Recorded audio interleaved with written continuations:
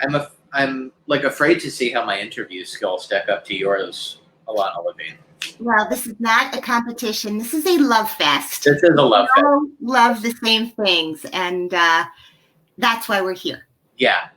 And for those of you watching at home, I'm David Gordon from TheaterMania. It is, God, what day is it? It's Thursday, September 17th. Who knows anymore? I'm here with the great Ilana Levine. You may have seen her in Your Good Man, Charlie Brown, Ballyhoo on Broadway, and you might know her from her two podcasts, Little Known Facts, which is everybody should listen to, and a newer one called And the Award Goes To, which is interviewing Tony winners about their experiences winning their Tony. Is that a fair way to sum it up? It is. It is an absolutely fair way to sum it up. And it's such a cool idea talking to people about the awards they've won, because I feel like, if you know like the Broadway press world, there's the lead up to the Tonys, there are all the awards leading up to the Tonys, and there's so much pressure on all these people that I'm sure like the night of is just like a pressure cooker of emotion. What's been really fun about doing this is that, whenever I have not reinvented the wheel. There are other interview podcasts, there are other theater podcasts, there are other podcasts that people talk about Tonys, right? Yeah. So I thought, what if I'm going to do this? And this all was born out of the moment the Tonys were canceled this year. I'm thinking, like, as complicated as awards are, it is a way that we get to share our tiny community globally. Right. And it is the way that people who don't live in New York have grown up learning about musicals and loving musicals. So the idea itself is beautiful. We can talk later about should there be a winner as opposed to just a celebration, but that's, I don't work for the league, and that's another conversation. But yeah. The way into this episode with each guest weekly is we listen to their speech, which most of them, and by the way, most of my guests have won multiple Tonys. So it was interesting seeing like which one they chose. Right. And then we hear why. But also I listened to the speech with them. And as I said, like for most of them, they have not heard it in many years, or for some of them, not even since the night that it happened. Right. So in real time, like going through it and then getting to talk to them the second, the recording is done of the speech, and then it ended up being the best launching pad for a conversation, because it brings them back specifically to the moment their name was called, which is like, as an actor, it's such a great emotional recall exercise, literally hearing their name. And so I think the unfair part is it brings back their physical like feelings inside to hear it. All the anxiety comes back. But it just ended up being a great answer to how to start this show in a unique way. And thank you to the Tony Awards for allowing me to share the speeches, because they own them, even though my guests wrote them. Oh, I didn't know that. Yeah, it was very complicated. And, my thing in life is to always be completely transparent. I do not want to use anything. I don't even take a Sharpie from like that the stage manager puts up, day one, we put out all the school supplies. I'm like, I will leave this till tomorrow. So, and my dad's an attorney, so I'm very litigious about this stuff. And so luckily, I think because the awards at the time weren't happening, and this was such, I think a love fest, they generously allowed me to use, the speeches. And I'm so grateful, because if they didn't, the entire idea for my podcast would not have worked. So, yeah.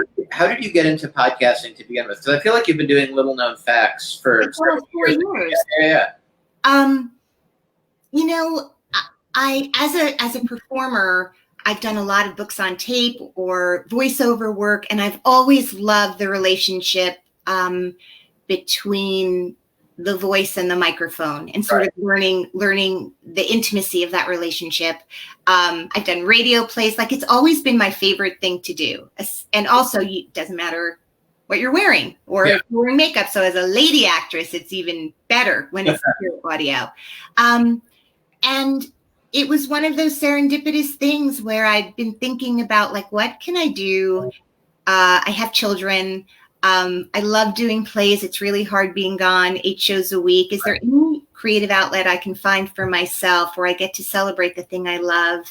And then through like a bunch of like breadcrumbs that were kind of leading me down a path, a friend invited me to do it. He's like, I have this company, I make podcasts, and I just have a feeling. He was very sweet. He's like, every time I talk to you, I find myself telling you things that I've never told anyone. And I don't know what you're putting in my drink. But, and what I was putting in his drink was the fact that I loved him and I listen, right? All the skills you have as an actor. And he and I talked about that day, that like the way you're a journalist, every time you're exploring a new part, whether it's a fictional character or historical real person, it's all asking questions, right? Like that's what we do as actors. Right. And being at a place of like complete relaxation on stage means you're actually listening to the person that you're acting with. So I found that even though my instinct was to be like, I love listening to podcasts, I wouldn't know how to do that. I sort of took a beat and was like, well, let me try it. And then the rest was history. When John Slattery was my first guest, he's an old friend of mine. Yeah. It was very easy to get the rest of my incredibly talented crew of guests that have come on. But I really thought, like, what should I do a podcast about? And I thought, I hear the most incredible stories in the dressing room every night. Right, I'm sure. And what if I could share them? And what if I found people who were willing to share what the truth is of having the life of an artist? Yeah. And even when you're super accomplished and super famous and Oscar winning or Tony winning, the day-to-day is just really challenging and unique to every person. And it's hard for everybody. Yeah. I mean, it really is. Yeah.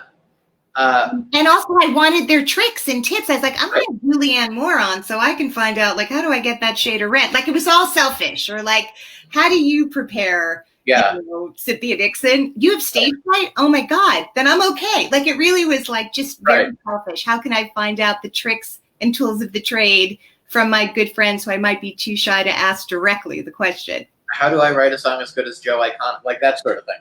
Exactly. Yeah. And now I know how. So it's perfect. Yeah. I'm ready to talk. Yeah. Right.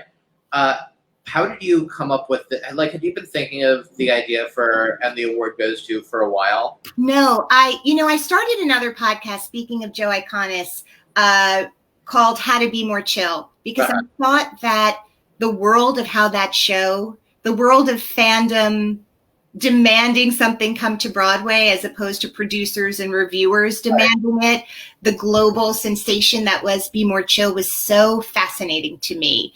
As a person who didn't grow up with social media, like, I'm catching up to all of this. Yeah. And the idea that well, your kids are probably on social media. Yeah. So they're the ones who like do it for me. Yeah. I mean, literally, what I know how to do is the interview. Everything else. Although I really did write that tweet about you this morning. There was no ghostwriter writing my tweet. But I started exploring that one because I thought, wow, that's incredible. And I wanted to sort of get deep into what Be More Chill was. Yeah. And that brought me to the Broadway Podcast Network. And then you can find out the award goes to. Exactly, which is they are now producing and hosting this new one. And they're always like, what else do you want to do? I mean, they're like the greatest producers in the world. And then the morning the Tonys were announced as canceled, it just came to me. I was like, wait, how can we bring something this year to people who really do love those awards? I mean, we forget, I've said this before, like, it's amazing to me, the emails I get from like, for little known facts from people who are like secretly, where they live or their religion, they're not allowed to listen to Broadway music. So the idea that there are sort of people secretly listening to this podcast and sharing with me like sort of what it means to have access. I wanted to bring a little more joy in a new context. So this was how I came up with it. Yeah. So tell us who you've had so far. I know you have had Patti LuPone. Patti LuPone, I wish I had the list in front of me. Patti LuPone, Judith Light, Norbert Leo Butts, Karen Olivo, Nikki M. James. Amazing people. B.D. Wong, Laura Benanti, Cynthia Nixon, I don't know. There's more. Yeah. I can't remember. Oh, John Benjamin Hickey. Yeah, but it's amazing people. Do you just like, how do you get them? Do you reach out to They're them? my friends. They're my brilliant friends. And I feel like they're just the most generous people. That's why they're winning awards, not just because they're the most talented, but because their willingness to share their journey with such honesty and integrity and hilariousness. Oh, I'm sure. Edith White, that's the other one. Yeah. What did you learn from like Patti LuPone? Because which one did she use? She used Gypsy. Yeah. And I have no idea that she, maybe because I'm not in chat rooms and Broadway, vlogs the way other people are religiously. I did not know that Arthur Lawrence had banned her from. Oh, yeah. Right. So the story of how she got Arthur to allow her to do this production of Gypsy was fascinating. And Scott Rudin is a part of that story. And I want people to listen, but that's a great teaser. I also did not know that she performed with a broken toe the night of the Tonys. Oh, I didn't know that. And that a special shoe was created for her. So now when you watch the clip, just look at her feet. Don't even worry about her voice. But how much pain she was in because of Arthur's dismissal of her, because of a misunderstanding they had about a different show many years ago. Like decades earlier, too. Decades, and like what pain it was. And you think about Patti LuPone, you don't automatically think vulnerable, right? That's not the first word that comes to mind if you're playing Family Feud. Right. And so her vulnerability, like we know how funny she is. We know how brilliantly talented she is. We know that she is a legend. We know all the things that make her just the most incredible performer who never repeats herself, right? Like she's fresh every night, no matter what show she's doing, and cares so deeply. But her vulnerability and emotion and the way she shares this story was just really inspiring. Yeah. And then you have someone like Judith Light who won 2 back-to-back. And then the one, so I was like, which one do you want to choose? And she's like, I want to choose, she won also for her incredible work for the LGBTQIA plus community. And so she won this humanitarian award, which is a very short list of incredible people who have won it before, and why she wanted to do that. And her conversation with me about her advocacy being born out of a time when so many of her friends were dying, and how scary that was, and how many people sort of tried to get her not to be an advocate and not to sort of make noise about it, and how outrageous and impossible based on who she is, her character. And people like Elizabeth Taylor, icons who had come before her, right, who were such incredible advocates and so vocal, and weren't like, well, it might affect my career, Right. And also she just talks about being welcomed back to the theater community after being gone for 100 years in LA. So yeah, just her compassion. The thing about all of them is, like, we're talking about something so intense, like the AIDS epidemic, and Hickey's too, talking about the normal heart, but every episode is also so funny. Yeah. People's humor, I think that's what gets us through life. And every one of these guests is also just telling these heartbreaking stories with such hilarious anecdotal material. Well, you were talking about before how intense B.D. Wong's was. Or not? He's one of my oldest friends. He played my little brother in You're a Good Man, Charlie Brown. He is someone I love. We call each other brother and sister, Linus and Lucy. It's spilled over into our lives. And I had no idea that had the Me Too hashtag existed during his M Butterfly experience, that would absolutely have been named. Yeah. And I hadn't known that. He was like, I never told you. I was like, no. And so his revealing all that was incredible, and how much he loves John Lithgow, and what a guide and generous co-star that was. BD was completely green. He had never done a Broadway show before, but to know that director had really manipulated him and so many aspects of that process Yeah. in a way that could have really been ultimately a lifetime of emotional detriment. Right. Thank God they weren't. Yeah. Yeah. How did you become an interviewer? Like, that's a terrible question to ask, but to phrase it. But like, I think it started out, it would be you and me just recording this. Yeah. Like, it didn't start out with me thinking about it as an interview podcast. It was, oh my God, these amazing friends have said yes. I want to share them. Yeah. They're hilarious. They're brilliant. They're talented. Their journeys. I know their stories and they're so interesting. I know their struggles. What if I just pressed record while we had coffee together or a glass of wine together? So that's my method, sort of. Like, I hate the sort of scripted, okay, I'm going to ask you a bunch of questions now and then you're going to answer. I love when it feels like a conversation. Right. And it does. The thing that I do as if it were a more traditional interview show is days and days and days of preparation. Yeah. I watch everything. I watch every interview. I read every interview. I watch everything they've done that I haven't already seen, so that I can go anywhere with them. So yeah. I don't have questions in front of me, but I am a deeply researched host. Right. Yes. So I think it's the combination. And again, David, that's just like acting. Like, you do tons of homework and you do all this character background and you rehearse and rehearse and rehearse. And then the idea is you cross the threshold between backstage and on stage and you forget about all that work and you're just in the moment. Yeah. So I feel like it's like that. It's so interesting. Yeah. Because I hate when I do interviews and it just feels like I'm reading from a script. I love for it to just be like this. This feels very spontaneous to me, and I just yeah. I mean, that's how I'm doing it. There are people who are, the most skilled interviewers, and they have a real arc, and they start with, a softball question, and they end up playing. I mean, there's all sorts of ways to do it. I mean, I just think for me, and also I wasn't there to be an interviewer. Right. Who's your dream guest?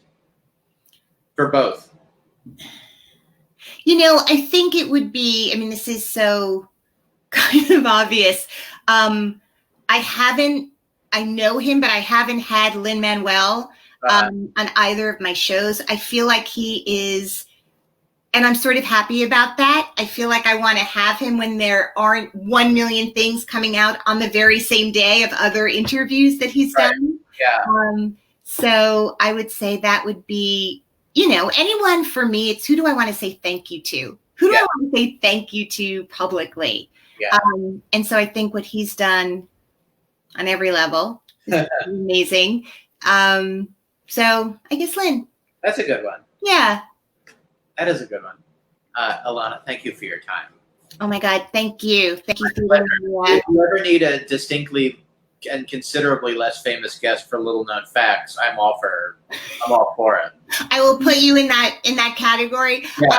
I would really, any opportunity for us to keep talking would be too. I really did enjoy this conversation. Oh, well, good. I mean, anybody that I could just talk to that's enthusiastic about theater. Well, right now, until we all get to be back in a theater, getting to talk about it, getting to listen to stories about it, and just keeping us kind of satiated until we're back at work is just what we're all trying to do. So thank you for sharing stories and people who are equally passionate about the theater, like you and I are. My pleasure. And people watching at home, you can find And the Award Goes To on the Broadway Podcast Network. Wherever podcasts can be downloaded from your phone. Exactly. And Little Known Facts. Is that on Broadway Podcast Network too? Or is It's not, because I had it before they formed and sort of it's already its own thing. But Little Known Facts is everywhere that audio content makes your ears happy. That's a great way of anywhere audio content that can make your ears happy. Yes. Yeah. Be well. Thank you for your time. Mwah. Bye. Thank you. Thanks everybody for watching.